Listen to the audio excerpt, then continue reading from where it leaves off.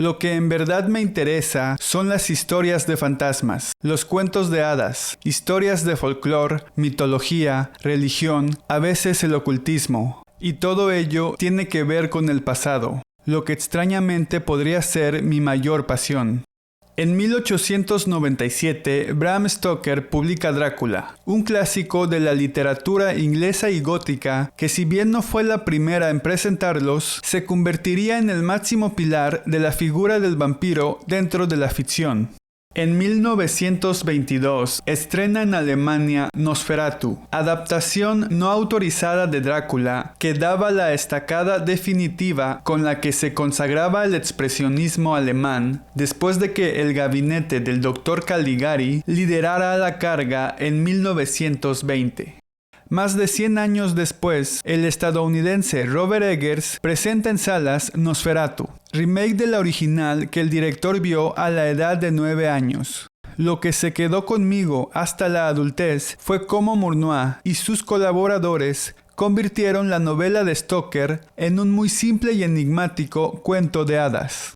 Dirigida por un histórico del cine universal, Friedrich Wilhelm Murnau, y fotografiada por otro histórico, el cinefotógrafo Fritz Arno Wagner, Nosferatu dejó escuela en el género de horror y en la temática de vampiros. Un clásico del cine que bebe de la literatura gótica como parte de su herencia proveniente de Drácula y en el que aún podemos ver latente la influencia de la pintura del romanticismo, buscando encuadres que reflejen el estado interno de los personajes o doten de emoción a la atmósfera, pero que tiene su mayor valor histórico, entre otras cosas, por ser una de las máximas representantes del expresionismo alemán.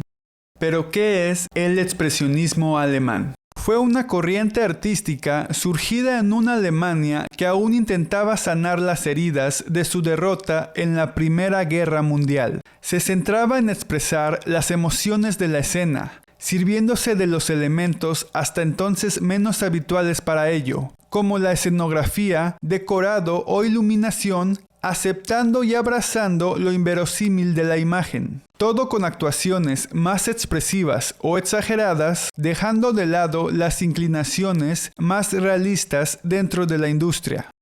Mientras los americanos se habían concentrado en acción y melodrama, los alemanes exploraron lo psicológico y pictórico. En su búsqueda por medios para objetivar la conciencia interior, crearon un mundo en el filme que representa no tanto una realidad física, sino un estado de ánimo. El universo distorsionado y estilizado para expresar lo que pudiésemos sentir sobre él.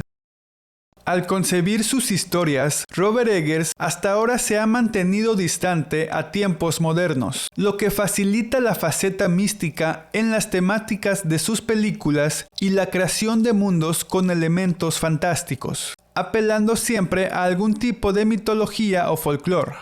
Lo que en verdad me emociona es entender de dónde venimos y a dónde vamos desde ahí, ir al pasado para pensar en ideas que son más grandes que nosotros mismos.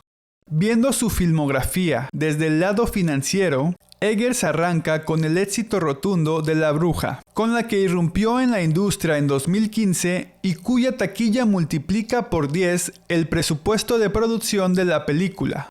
Después, con El Faro, tiene un paso un tanto más rocoso, aunque lo presumible es que después de agregar los costos de publicidad y restar la cuota de los cines, la producción haya quedado cercana al punto de equilibrio a falta de otros canales de negocio, como por ejemplo la licencia a plataformas de streaming. A continuación, Eggers cambia de distribuidora y pasa de A24 a Universal, dando con ello un salto agigantado en cuanto a presupuesto con El Hombre del Norte. En este caso, y sin que ayudara el estado de la industria que apenas empezaba su recuperación post-pandemia, lo asumible sería que el proyecto terminó en números rojos para Universal. Y ya en salas tenemos a Nosferatu, que habiendo pasado ya la franja de los $100 millones, reportado a 2 semanas de su estreno comercial, todo apunta a un buen negocio para Universal y el proyecto. Para Nosferatu, Robert Eggers se reúne con su equipo de confianza, incluyendo, entre otros, a Jarin Blaschke, el cinefotógrafo en sus 4 películas, Craig Layrob, el diseñador de producción en sus 4 películas, Linda Muir, la diseñadora de vestuario en sus 4 películas, Louise Ford, la editora en sus 4 películas, y Damián Volpe, su diseñador de sonido desde El Faro. Pero ¿cómo consiguió Robert formar un equipo de trabajo tan sólido desde el inicio de su carrera?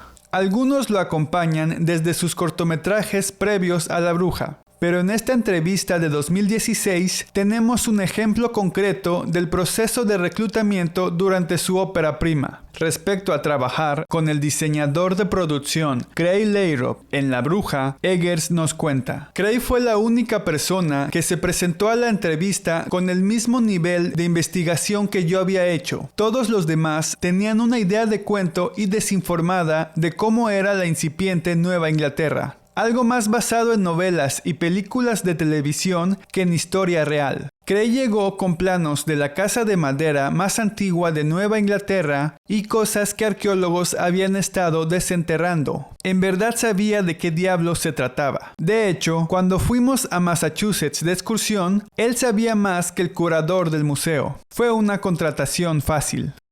Y así, una década después de La Bruja y un siglo después de la original, Robert Eggers y su equipo presentan Nosferatu. En contraste con su predecesora, el diseño de Orlok es mucho más apegado a la descripción de Drácula en la novela. Además, aquí la apuesta visual con el vampiro es mantenerlo en las sombras durante la mayoría de la película, solo sugiriendo los matices finales de su apariencia. Eso claro, hasta que es derrotado y las sombras se marchan metafórica y literalmente, dejando al desnudo su ahora endeble figura. La mezcla sonora constantemente enfatiza la presencia de Orlok dentro de la escena. El movimiento de la cortina en el prólogo como claro ejemplo. El sonido de las cortinas está más alto de lo normal dentro de la mezcla, para absorberte hacia esa parte del cuadro y asegurarnos de que vieras la sombra de Orlok. Tenemos el recurso recurrente de la mano del conde y la silueta de esta, que refuerza la idea de que su amenaza va más allá de lo físico y se trata de una batalla espiritual entre este y Ellen. A su vez, las lilas representan a Ellen. Why have you killed these beautiful flowers? Let us put them in water. They will only die in a few days. Throw them out.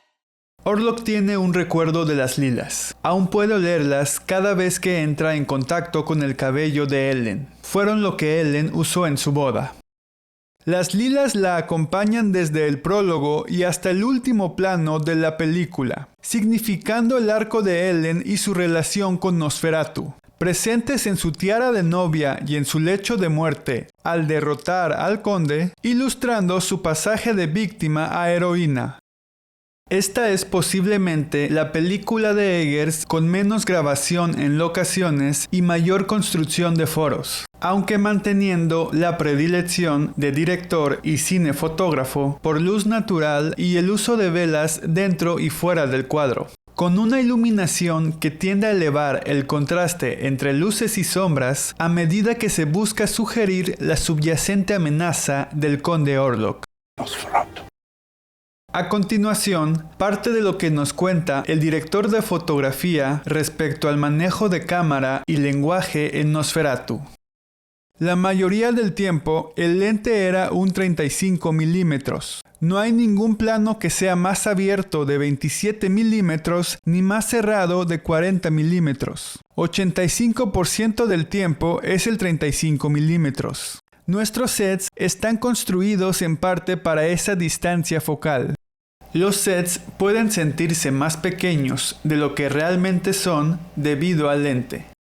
Tendemos a tirar de frente a la habitación, no angulados o a 3/4. Es una ilustración, es derecho y centrado, una presentación de cuento.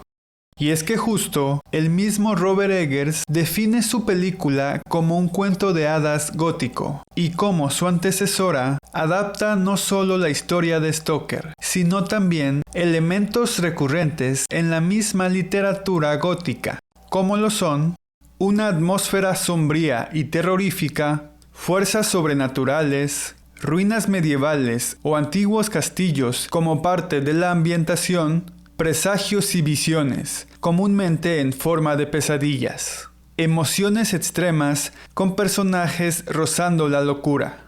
Personajes femeninos en peligro y como víctimas. Un tropo en este caso subvertido. En el futuro, los guionistas pensarán en ideas para la pantalla y soñarán sueños para la pantalla. Los directores del futuro se darán cuenta que el cine es un arte en sí mismo, que no tiene nada en común con el escenario y que puede expresar sutiles matices de pensamiento y emoción que son imposibles para el drama hablado. Friedrich Wilhelm Murnau, 1928. Yo soy Alan Gatz y gracias por ver.